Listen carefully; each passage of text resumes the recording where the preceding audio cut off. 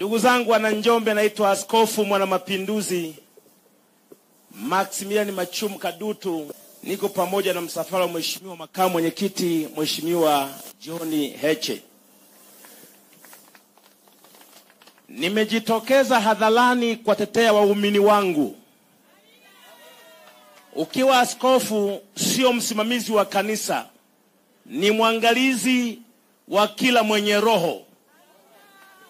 Kwa maana nyingine mimi ni kiongozi wa kiroho. Kwa hiyo nawatetea wote hapa.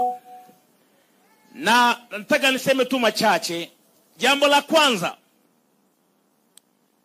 nimeungana na wapiganaji kama kina Lissu na Heche kwa sababu agenda yao ya no reform, no election na ielewa. Na kwa sababu nimeielewa na mimi nilivyo mkweli, kuna wanasema kwamba bwana wanasongo sana hawa, sio, lakini wa CCM sio Chadema.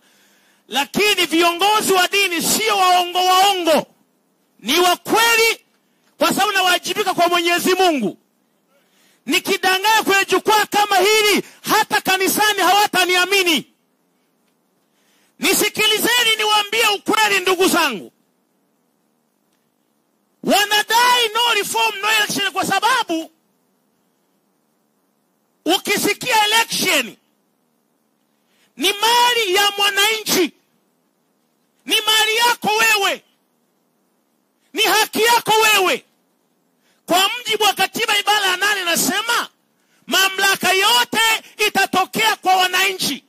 Ndio mnaweka viongozi, lakini hamjawahi kufundishwa, hamjawahi kuelimishwa.